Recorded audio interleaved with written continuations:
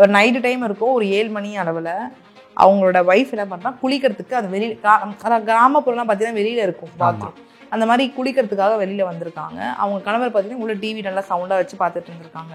அவங்க ஒய்ஃப் குளிச்சுட்டு வீட்டுக்குள்ளே போகிறதுக்கு முன்னாடியே ராடை வச்சு மண்டையில் அடித்து ஸ்பாட் அவுட் பண்ணிட்டாங்க. அதுக்கப்புறம் அடுத்து உள்ளே போயிட்டு அவங்களோட கணவரையும் போட்டு அடித்து ஸ்பாட் அவுட் பண்ணிட்டாங்க.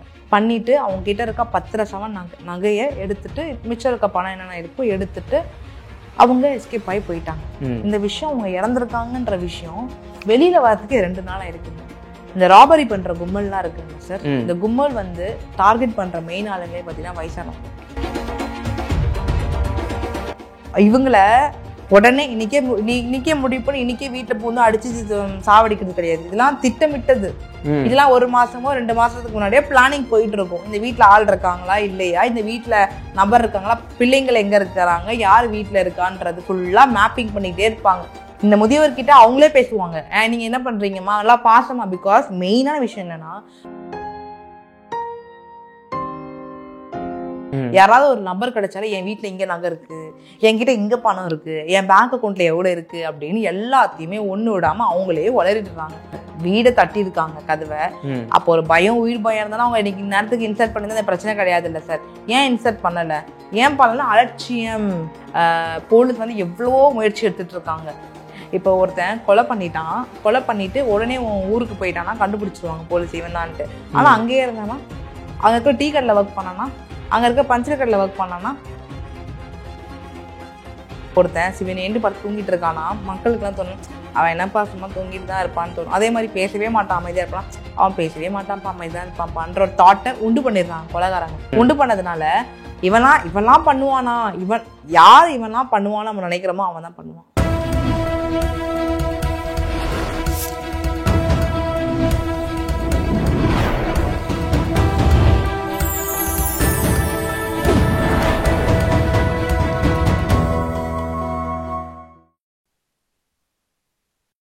சேனல் 5 தமிழ் நேயர்களுக்கு வணக்கம். இன்றைய நேர்காணலில் நம்மோடு இணைந்திருப்பவர் வழக்கறிஞர் ஹரிணி எஸ்எஸ்பி அவர்கள். வாருங்கள், அவரோடு பேசுவோம். வணக்கம் மேடம். வணக்கம். நாம் சமீபத்தில் ஈரோடு மாவட்டம் சிவகிரி அங்கே அருகே உள்ள ஒரு கிராமத்தில் வயதான தம்பதியினர் 2 பேர் கொலை செய்யப்பட்டிருக்காங்க. இந்த சம்பவம் வந்து பார்த்தீங்கன்னா தொடர்ந்து நடக்குது அந்த கொங்கு மண்டல பகுதியில். இந்த மாதிரி சம்பவத்தில் இப்போ வரை என்ன தகவல், உண்மை தகவல் இந்த சம்பவத்தில் இது வரை? ஃபர்ஸ்ட் மக்களுக்கு அந்த ஈரோடுல என்ன நடந்திருக்குன்ற விஷயத்த தெரியப்படுத்தணும். இவங்க பார்த்தீங்கன்னா ஒரு வயதான தம்பதியர் தான். கணவர் பேர் பார்த்தீங்கன்னா ராமசுவாமி, மனைவி பேர் பார்த்தீங்கன்னா பாக்கியம்மாள்.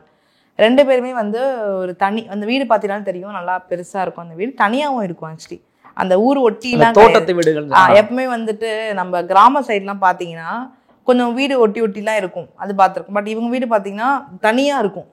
யாருமே அங்கே அக்கத்துலலாம் பக்கம் யாருமே இருக்க மாட்டாங்க. அந்த மாதிரி தான் இந்த வீடு இருக்கும். இவங்க மகன் பார்த்தீங்கன்னா வெளியூர்ல இருக்காங்கன்ற மாதிரி ஒரு தகவல் வந்துட்டு இருக்கு. இவங்க கணவன் மனைவி பார்த்தீங்கன்னா இந்த அக்ரிகல்ச்சர் ஒர்க் எல்லாம் பண்ணிட்டு இருக்காங்க. பண்ணிட்டு ஒரு நல்ல லைஃப் தான் வாழ்ந்துட்டு இருக்காங்க. கணவன் மனைவி 2 பேரும் வாழ்ந்துட்டு இருக்காங்க. ஒரு நைட்டு டைம் இருக்கும், ஒரு 7 மணி அளவில் அவங்களோட ஒய்ஃப் என்ன பண்ணுறா, குளிக்கிறதுக்கு அது வெளியில் கிராமப்புறம்லாம் பார்த்தீங்கன்னா வெளியில் இருக்கும் பாத்ரூம், அந்த மாதிரி குளிக்கிறதுக்காக வெளியில் வந்திருக்காங்க. அவங்க கணவர் பார்த்தீங்கன்னா உள்ள டிவி நல்லா சவுண்டாக வச்சு பார்த்துட்டு இருந்திருக்காங்க. அவங்க ஒய்ஃப் குளிச்சுட்டு வீட்டுக்குள்ளே போகிறதுக்கு முன்னாடியே ராடை வச்சு மண்டையில் அடித்து ஸ்பாட் அவுட் பண்ணிட்டாங்க. அதுக்கப்புறம் அடுத்து உள்ளே போயிட்டு அவங்களோட கணவரையும் போட்டு அடித்து ஸ்பாட் அவுட் பண்ணிட்டாங்க. பண்ணிவிட்டு அவங்க கிட்ட இருக்க 10 சவரன் நகையை எடுத்துட்டு, மிச்சம் இருக்க பணம் என்னென்ன இருக்கோ எடுத்துட்டு அவங்க எஸ்கேப் ஆகி போயிட்டாங்க. இந்த விஷயம் அவங்க இறந்துருக்காங்கன்ற விஷயம் வெளியில் வரதுக்கு 2 நாள் இருக்குங்க. ஏன்னா அக்கம் பக்கம் யாருமே இல்லை, சொந்தக்காரங்க பக்கத்தில் யாருமே இல்லை. அவங்களோட மகன் டெய்லி கால் பேசுறது வழக்கம் போல் கால் பண்ணிகிட்டே இருந்திருக்காங்க. இவங்க சைட்லேருந்து கால் எடுக்கலை. என்ன இவங்க காலை எடுக்கலை அப்படின்னு இவங்க முன் வந்து அவங்க மகன் என்ன பண்ணியிருக்காங்கன்னா சொந்தக்காரங்களை விட்டு பார்க்க ஆரம்பிச்சிருக்காங்க. கால் பண்ணால் வரமாட்டுது, ஸோ நீங்கள் போய் என்னன்னு பாருங்க அப்படின்னு சொல்லி சொந்தக்காரங்களை விட்டு அனுப்பியிருக்காங்க. இப்போ சொந்தக்காரங்களை விட்டு அனுப்பும் போது சொந்தக்காரங்க பார்க்கும்போது அதிர்ச்சி ஆகுறாங்க, இறந்து போய் கிடக்குறாங்க. இது வெயில் காலம் வேறு, ஸோ அந்த ரத்தம்லாம் பார்த்தீங்கன்னா காஞ்சி போயிடும். அந்த மாதிரி காஞ்சி போய் கிடக்குது. சொந்தக்காரங்க அப்புறம் போலீஸ் கிட்ட கூப்பிட்டு போலீஸ் வந்து இப்போ பார்த்து விசாரணை போயிட்டு இருக்கு சார், இன்வெஸ்டிகேஷன். மேம், இந்த சம்பவம் நடக்கிறதுக்கு முன்னாடியே 4 மாதத்துக்கு முன்னாடி இவங்க வீட்டில் உள்ளே இருக்கும்போது வெளிலேருந்து யாருக்காவது தட்டியிருக்காங்க, அன்றைக்கி திறக்காமல் இருந்திருக்காங்க. அப்போது காவல்துறைக்கு இன்ஃபார்ம் பண்ணி அவங்க வந்து சிசிடிவி கேமரா ஃபிக்ஸ் பண்ணுங்கன்னு சொல்லிட்டுலாம் போயிருக்காங்க. அப்போ அஜாக்கிரதையாக இருந்திருக்காங்க இவங்க. ஒரு விஷயம் நான் சொல்ல விரும்புகிறேன் சார், இந்த இந்த ராபரி பண்ற கும்பல்லாம் இருக்குங்களா சார், இந்த கும்பல் வந்து டார்கெட் பண்ற மெயின் ஆளுங்களே பார்த்தீங்கன்னா வயசானவங்க. ஏன்னா அவங்க அவங்களோட பிள்ளைங்களை விட்டு தள்ளி இருக்காங்க. கணவன் மனைவியா இருப்பாங்க, இல்லை ஒரு ஆளா மட்டும் இருப்பாங்க. அவங்களுக்கு தனிமை நிறைய இருக்கும், பேசுறதுக்குலாம் ஆள்லாம் இருக்க மாட்டாங்க. ஸோ ஒரு கடைக்கு போனா கூட இல்லை சார், அவங்களே உளறிடுவாங்க எல்லாமே. ஆமா, என் வீட்டில் என் பையன் அங்கே இருக்கான், நான் இங்கே இருக்கேன், தனியாக தான் இருக்கேன், என் மருமகன் என்னை பார்த்துக்கிறது இல்லை, அப்படிலாம் அவங்களே உளறிடுவாங்க. கண்டிப்பா கிராமத்துல அப்படி பேசுவாங்க, எல்லாமே அவங்களே உளறிடுவாங்க. ஸோ அக்கம் பக்கத்தில் இருக்கவங்க என்ன பண்ணுவாங்கன்னா பார்ப்பாங்க இவங்கள. உடனே இன்னைக்கே முடிவு பண்ணி இன்னைக்கே வீட்டில் பூந்து அடிச்சு சாவடிக்கிறது கிடையாது. இதெல்லாம் திட்டமிட்டது. இதெல்லாம் 1 மாசமோ 2 மாசத்துக்கு முன்னாடியே பிளானிங் போயிட்டு இருக்கும். இந்த வீட்டுல ஆள் இருக்காங்களா இல்லையா, இந்த வீட்டுல நபர் இருக்காங்களா, பிள்ளைங்கள் எங்க இருக்கிறாங்க, யார் வீட்டுல இருக்கான்றது ஃபுல்லா மேப்பிங் பண்ணிட்டே இருப்பாங்க. பிளான் பண்ணி அது மட்டும் இல்ல, அந்த பிளான் பண்றவங்க இவங்க கிட்ட பேசக்கூட செய்வாங்க. இந்த முதியவர்கிட்ட அவங்களே பேசுவாங்க, நீங்க என்ன பண்றீங்கம்மா, நல்லா பாசமா. பிகாஸ் மெயினான விஷயம் என்னன்னா, முதியவர்களுக்கு பாத்தீங்கன்னா பாசம்ன்ற விஷயம் கிடைக்கிறது இல்லை. கஷ்டப்பட்டு பசங்களை வளர்க்குறாங்க, ஆளாக்குறாங்க. பசங்க வளர்ந்துட்டு அப்ராட் போயிடுறாங்க, இல்லை வேற கண்ட்ரி போயிடுறாங்க. பசங்க என்ன பண்ணிடுறாங்க, வளர்ந்ததுக்கு அப்புறம் அப்ராட் போயிடுறாங்க. ஸோ இந்த மாதிரிலாம் இருக்கிறதுனால அவங்க தனியாவே இருக்காங்க. பசங்க கூட இருக்கிறது கிடையாது, பேரம்பேத்தியை பார்க்கறது இல்லை. இந்த மாதிரி விஷயம் இருக்கிறது தனிமையில இருக்கிறதுனால யாராவது ஒரு நம்பர் கிடைச்சாலும் என் வீட்டில் இங்கே நகை இருக்கு, என்கிட்ட இங்கே பணம் இருக்கு, என் பேங்க் அக்கௌண்ட்ல எவ்வளோ இருக்கு அப்படின்னு எல்லாத்தையுமே ஒன்று விடாம அவங்களே உளறிடுறாங்க. அப்படி சொல்லும் பொழுது என்ன ஆயிடுதுன்னா, பிளான் பண்ணிடுறாங்க. ஓகே, இந்த லேடியை இப்படி அட்டாக் பண்ணா காசு எடுத்துடலாம், இப்படி பண்ணா காசு எடுத்துடலான்றத பிளான் பண்ணி நடக்கிற ஒரு விஷயம் சார். ஃபர்ஸ்ட் ஆஃப் ஆல் இது ஒரே நாள் நடக்கிற விஷயம் இல்லை. அதே மாதிரி போலீஸ் சொல்லியிருப்பாங்க, சிசிடிவி கேமரா இன்சர்ட் பண்ண சொல்லியிருப்பாங்க. சிசிடிவி கேமரா இன்சர்ட் பண்ண எவ்வளோ சார் ஆகும்? அதிகபட்சம் ஒரு 2 கேமரா போனால் 10,000 ரூபா. அதுக்கு யோசிக்கிறாங்க, எதுக்கு 10,000 ரூபா வேஸ்ட் பண்ணணும், அதெல்லாம் ஒன்றும் ஆகாது, பார்த்துக்கலாம் சார். வீடை தட்டி இருக்காங்க கதவை. அப்போ ஒரு உயிர் பயம் இருந்தாலும் அவங்க இன்னைக்கு நேரத்துக்கு இன்சர்ட் பண்ணி தான் பிரச்சனை கிடையாது இல்லை சார். ஏன் இன்சர்ட் பண்ணலை, ஏன் பண்ணல? அலட்சியம், மக்களின் அலட்சியம் கொலைகாரனுக்கு அது ஒரு நல்ல வாய்ப்பா அமைஞ்சிருது. மேம் இதே மாதிரி சம்பவம் 2024 திருப்பூர் மாவட்டம் சேமலை கவுண்டம்பாளையத்தில் அப்பா அம்மா பையன் புதுசு அந்த பையன் 3 பேருமே கொலை நடந்திருக்கு. இன்ன வரைக்கும் போலீஸால கரெக்டான ஒரு என்ன இதுலயும் அதே மாதிரி இன்னும் நாட்கள் போய்கிட்டே தான் இருக்குது. இந்த மாதிரி சம்பவங்களை எப்படி திட்டமிட்டுதான் இவங்க அதுல கை தேர்ந்தவங்களா இருப்பாங்களா? குறிப்பா இவங்க தமிழ்நாட்டுக்காரங்களாக இருக்க வாய்ப்பு இல்லைன்னு சில பேர் பேசுறாங்க. ஆமா, அது ஏன்னு பாத்தீங்கன்னா, இப்போ இந்த திருப்பூர் இன்சிடென்ட் கூட பாத்தீங்கன்னா உங்களுக்கு தெரிய வந்திருக்கும் சார். போலீஸ் வந்து எவ்வளவோ முயற்சி எடுத்துட்டு இருக்காங்க. கிட்டத்தட்ட 900 மெம்பர்ஸ் கிட்ட விசாரணை போயிட்டு இருக்கு, இன்வெஸ்டிகேஷன் போயிட்டு இருக்கு. 900 மெம்பர்ஸ் கிட்ட இன்வெஸ்டிகேட் பண்ணியுமே கண்டுபிடிக்க முடியல. 400க்கும் மேற்பட்ட சிசிடிவி கேமராவை செக் பண்ணிட்டாங்க. எவ்வளோ விசாரணை எவ்வளோ பண்ணியும் கண்டுபிடிக்க முடியாமல் இன்னைக்கு சிபிசிஐடிக்கு இந்த கேஸ் ட்ரான்ஸ்ஃபர் ஆயிடுச்சு எப்பயும்.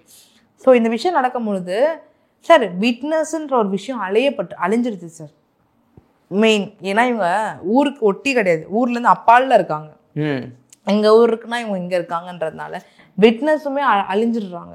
ஸோ எவ்வளோ தேர்னாலுமே அந்த குற்றவாளியை கண்டுபிடிக்கிறது ஒரு பெரிய விஷயமா இருக்குது. ஏன்னா முக்கியமான விஷயம் என்னன்னு பார்த்தீங்கன்னா, அவன் கூட்டாளி மாதிரி கூட்டாக இருப்பான்.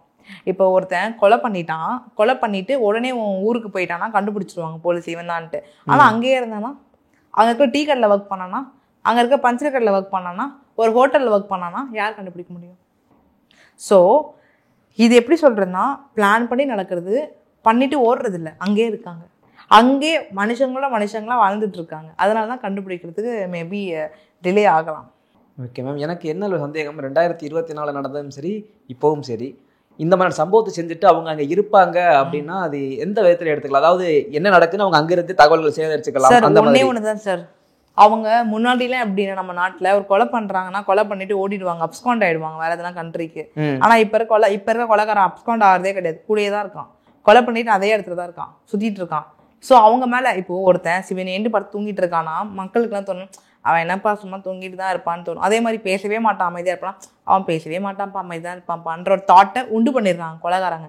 உண்டு பண்ணதுனால இவன்லாம் பண்ணுவானா, இவன்லாம் பண்ணுவான்னு நம்ம நினைக்கிறோமோ அவன் தான் பண்ணுவான், சைலண்டா இருந்துட்டு. மேம் எனக்கு என்ன ஒரு சந்தேகம் அப்படின்னா, இந்த கொங்கு பகுதியில் குறிப்பாக இந்த திருப்பூர், நான் ஏன் திருப்பூரை குறிப்பிட்டு சொல்றேன்னா, ஒரு மணி திருப்பூர் போகும்போது பார்க்குறேன் அங்கே தமிழ் ஆட்களை எந்த அளவுக்கு பார்க்கணும் அதுக்கு ஈக்குவலாக இருக்காங்க.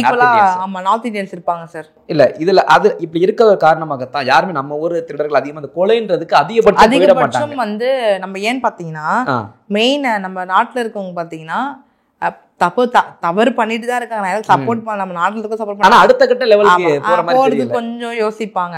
ஆனா இந்த நார்த் இந்தியன்ஸ் பாக்குறீங்கன்னும் போது அவங்களுக்கு ஒரு ஈவிரக்கம் இல்லாத மாதிரி தான் நிறைய விஷயம் நம்ம பார்த்துட்டு இருக்கோம். நிறைய நியூஸ் சேனலா இருக்கட்டும், கொலை நடக்குது. நிறைய பேர் பாருங்களேன், நார்த் இந்தியன்ஸ் சொல்லுவாங்க. நிறைய நியூஸ்ல பாத்தீங்கன்னா தெரியும் நார்த் இந்தியன்ஸ் பண்றாங்க இந்த மாதிரி, இந்த விஷயம் நார்த் இந்தியன்ஸ் பண்றாங்க. அதுக்குன்னு எல்லா நார்த் இந்தியன்ஸும் தவறு சொல்லல. சில பேர் அங்க பொழைக்கிறதுக்கே வழி இல்லாம இங்க வந்து கஷ்டப்படுற நார்த் இந்தியன்ஸ் எவ்வளவு பேர் இருக்காங்க. அது இருக்கதான் செய்யுது. ஆனா இந்த மாதிரி தவறு நடக்கும் போது மக்களுக்கு ஏன் அவங்க மேல ஒரு தாட் போகுது அப்படின்னு பாத்தீங்கன்னா, மெயினா அவங்க வெளியூர்ல இருந்து வராங்க. இது ஒரு விஷயம்.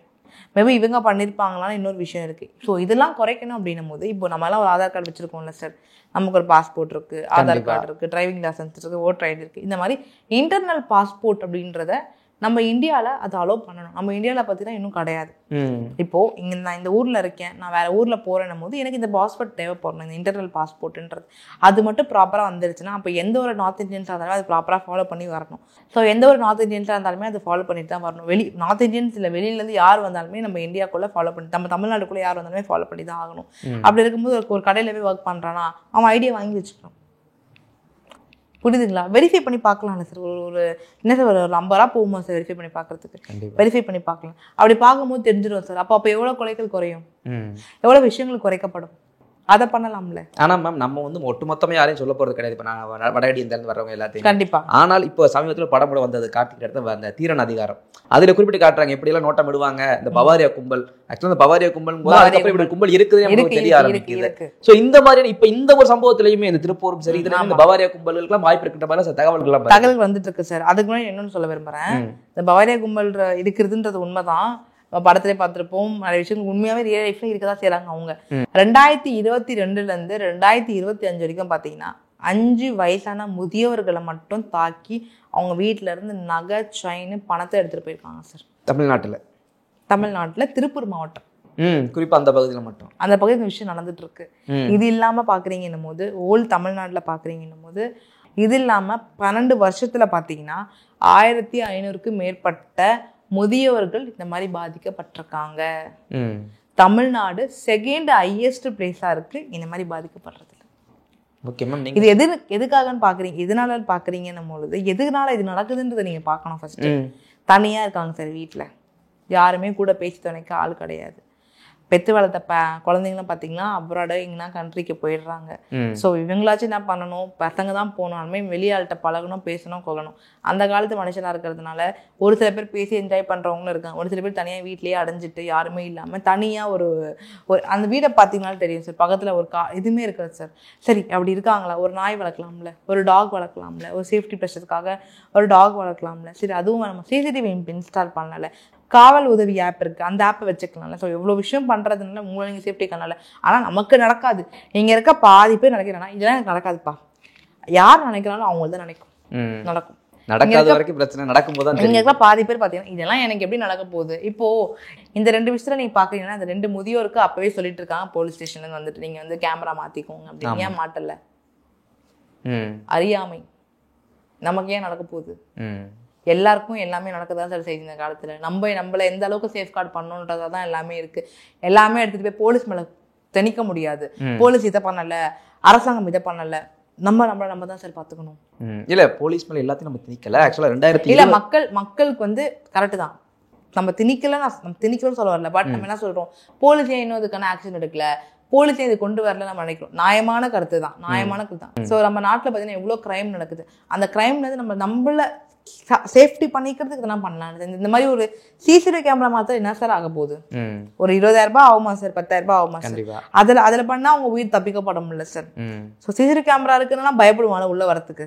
இல்ல மேம், சிசிடிவி கேமரான்றது இப்போ ஓகே, முன்னாடி காலங்கள்லாம் கிடையாது. எனக்கு என்ன கேள்வி, 2023 பல்லடத்துல 4 பேர், இப்போ அந்த 2024 திருப்பூர், இப்போ ஈரோடு, இப்படி நடந்திருக்கு. இதெல்லாம் கிராம பகுதிகள் அந்த மாதிரி சைடு தான். நான் கிராமத்துல இருந்தாலும் சொல்றேன், ஒரு சம்பவம் ஒரு வீட்டுக்குள்ள நடந்தா கூட கிராமத்துல அது காது வழியாக எப்படியோ செய்திகள் வந்துடும். எப்படியோ அது வந்து சுவத்துக்கும் காது இருக்கு அப்படின்ற பழமொழி கிராமத்துக்கு பொருந்தும். அங்க இருக்கக்கூடிய இப்படி ஒரு சம்பவத்துல கிராமத்துல ஈஸியா ஒருத்தவங்க பண்ண யாரோ புது நபர்கள் வந்தாங்களா என்ன விசாரித்தாலும் ஈஸியா கேதர் பண்ணிடலாம். இந்த ஒரு 3 வழக்குகளையுமே தொடர்ந்து குற்றவாளியை பிடிக்க முடியலன்னா என்ன காரணங்கள் பாக்குறீங்கன்னும் பொழுது இதை காவல்துறை சைட்ல இருந்து பார்க்கலாமா, அதாவது அவங்க சைடு மிஸ்டேக்ன்ற மாதிரி பார்க்கலாமா? ஓகே சார், இந்த காவல்துறையோட மிஸ்டேக் நம்ம சொல்றதை தாண்டி அவங்க வேலை பார்த்துட்டு தான் சார் இருக்காங்க. இப்போ இந்த கேஸ் சிபிசிஐடிக்கே ட்ரான்ஸ்ஃபர் ஆயிருக்கு.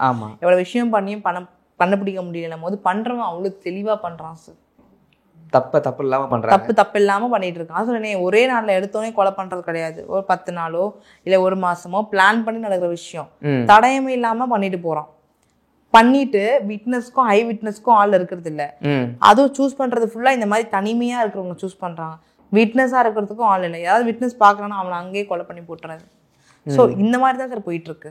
இப்போ இதுல இருந்து நமக்கு தற்காத்துக்கணும் அப்படின்னா இப்போ இருக்க டெக்னாலஜி, சிசிடிவி கேமரா எல்லாமே இந்த மாதிரி நிறைய சேஃப்டி வகைகள் தான் இப்ப பண்ணணும். காவல்துறையும் அவங்க கடமையை கண்டிப்பா செஞ்சுதான் ஆகணும் கண்டுபிடிக்கிற முயற்சியில. எங்களுடைய பல்வேறு கேள்விகளுக்கு நேரத்தை ஒதுக்கி பதில் நம்பிக்கிறோம். நன்றி மேம். தொடர்ந்து பேசுவோம். தேங்க்யூ.